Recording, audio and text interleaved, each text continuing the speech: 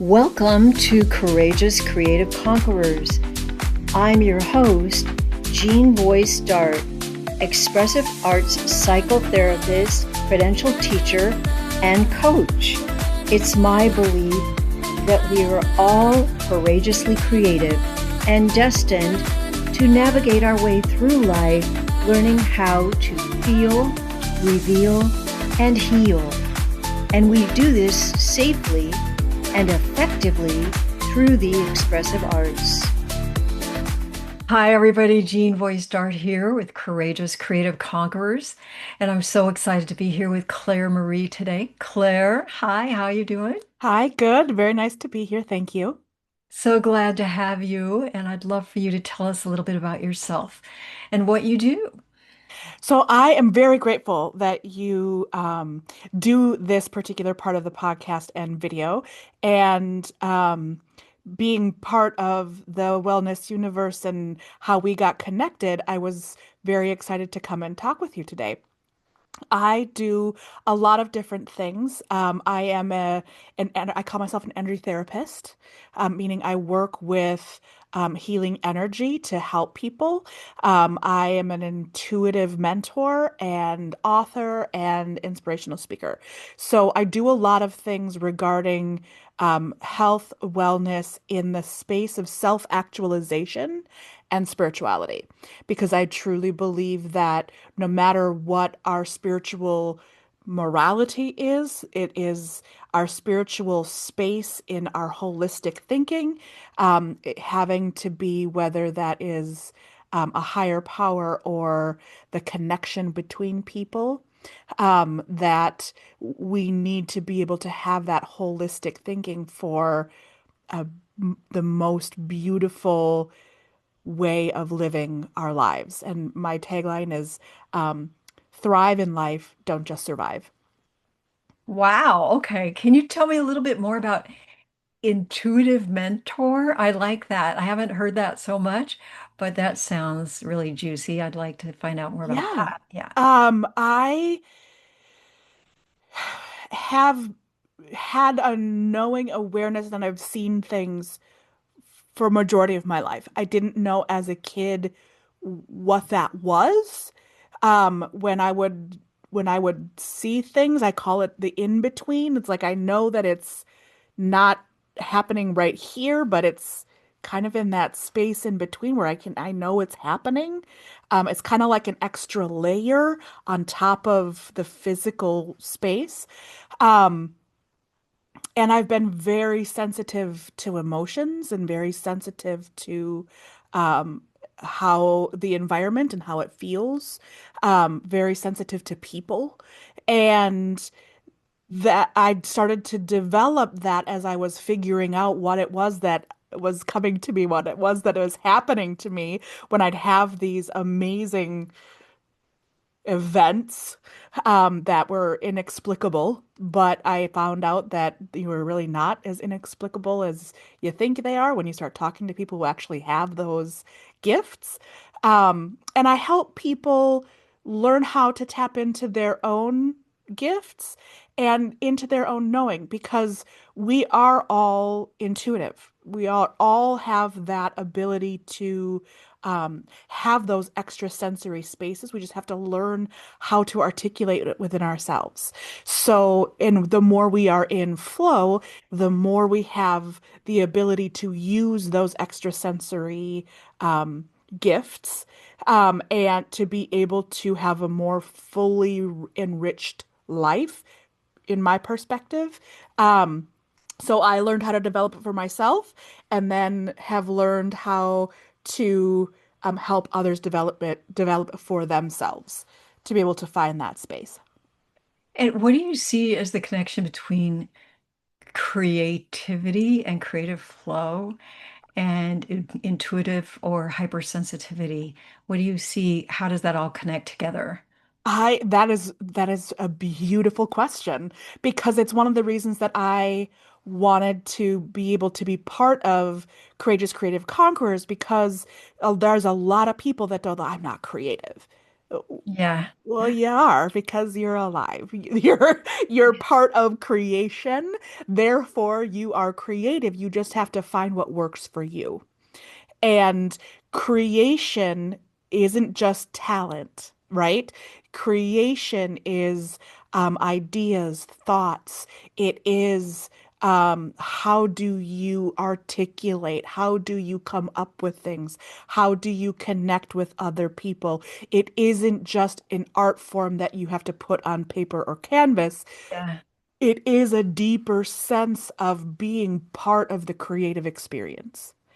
And everything that goes with that. And people don't give themselves a lot of um, leeway with that. I mean, I took art has been my thing ever since I was a little girl. My mom, when I was growing up, worked at a gallery. She did framing, and we were exposed to art since we were kids, probably more so than my parents ever were into the arts. My sister and I both grabbed onto it. She is a physical artist. She does multimedia works. She's amazing. My gift's not so much. I'm more of an appreciator, but my gifts come in the spiritual space, that creative space, and how to connect is my creative space. And even though it's harder, like I wish I could paint what I see and how I see it and what comes to me, because it would be so much more helpful. But my gifts are different than that, and I want part of what is in my business for that self-actualization is how do we get people connected with that? How do we get them out of thinking or saying that they're not creative when it takes creativity to live a beautiful, well-rounded life? So I want to be able to help people find that for themselves, no matter what that means. Beautiful, beautiful. And where does courage come into all this? How have you needed to be courageously creative to get through some challenges in your life? Um, because sometimes people that acknowledge their creativity can be seen as other. It takes bravery and courage to put yourself out there, both in a visual sense and because when you're creative and you're in that holistic space, it's very vulnerable. That vulnerability, it takes courage to allow yourself to be seen on a deeper level, no matter what it is. I know I just love meeting people that tap into that inner flow and share it with others. And it does take a lot of courage to do that. And I appreciate you bringing that up here. Tell us a little bit more about you and your life journey, and maybe family members that help you along the way, believe in yourself and empower yourself, growing up or as a young adult. And how did that come into play with you choosing your life mission and what you do right now? Well, it was a little difficult because I'm the black sheep of the family. Yeah. I I was too big, too loud, too much, kind of obnoxious. I don't mind being seen. Um, that was hard to combat. There was a lot of shame that I needed to unravel, which kind of helped me come on. There's a lot of reasons that I got on this journey, but battling that shame was one of them. What is it to embrace your authentic self? What is it to not try to force yourself into a picture that isn't who you are? And that led me to all kinds of um, interesting, exciting um, travels and experiences throughout my life, trying to figure out who am I? And if I can't be that, what does that mean? Or how do I become comfortable with actually who I am? And what does that mean? And it- we've talked previously that that has been part of a downfall, something that I had to move through in a depression space when I was younger, because it can be very debilitating in to try to push yourself into something that doesn't work. Um, my parents did the best they could. My sister is one that has been at my side for my entire life. Oh, She that's lovely. she Yeah. is um, by far the one of the reasons I am as proud and distinguished and as successful as I am today, because I have had her on my side.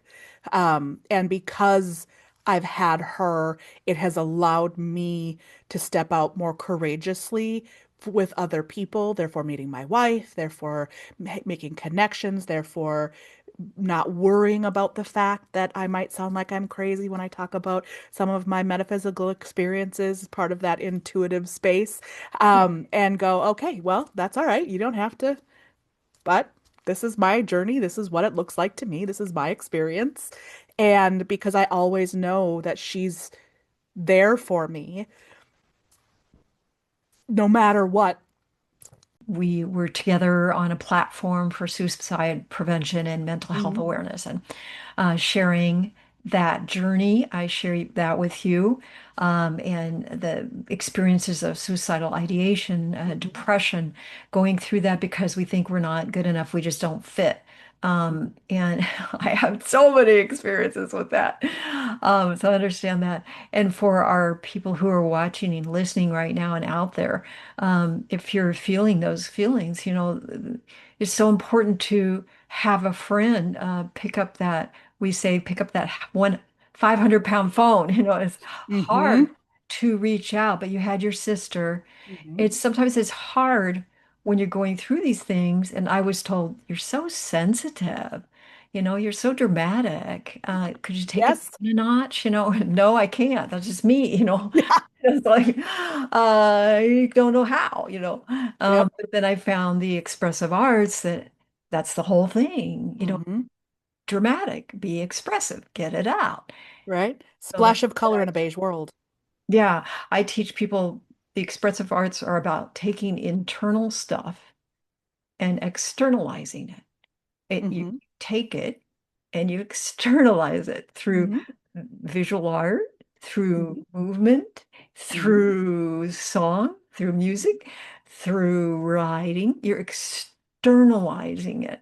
And Hmm. that's where we have that healing. So I know For you sure. have your energetic practice and you Hmm. have um, some posture, some things you do. I want you to explain what you do.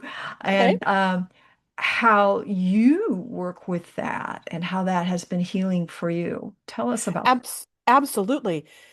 When you talk about taking that internal and expressing it external, there's an energetic to that. That energy moves through you, therefore releasing and letting go constriction. And we want this nice full field to be able to move through the world in a place where we can kind of take it all in versus being in this cramped shell of a space where we're dark and cloudy and gloomy and all of those kinds of things. And so the one of the reasons the arts is so important is because of that energetic action of creative expression. Yes. And the ways that I verbalize and talk about it, that creative space, is through um, energetic experience, um, both with guidance, with visualization, with potentially with writing, and how that makes you feel to be able to connect with those emotional guards so that you can say, okay, I am strong enough to be able to finally create this thing to get it out. Um, and some of the things that I have found that help me be able to articulate that is a technique, a Japanese energy technique called Jin Shin Jitsu. And that understanding is that those expressions of emotions can come down to holding the hands and the fingers. And so if you say can't or don't think you are able to paint your feeling of anger, there's a thing that you can do that is sit and hold your finger. This is your anger finger, right? So we all know that what the middle finger means when you're angry. And so when we work with that and we hold that finger, we put it in a mudra. Instead of doing an action, we are energetically releasing that. And so that art form, it's a creative art for myself. Getting to know myself is another art form of being able to connect with that same energetic movement. Does that make sense? Yes. So define mudras. So mudras are hand positions that work with energy patterns in the body. Some people you can use it through the Hindu expression. So in India and in yoga there's a lot of mudras.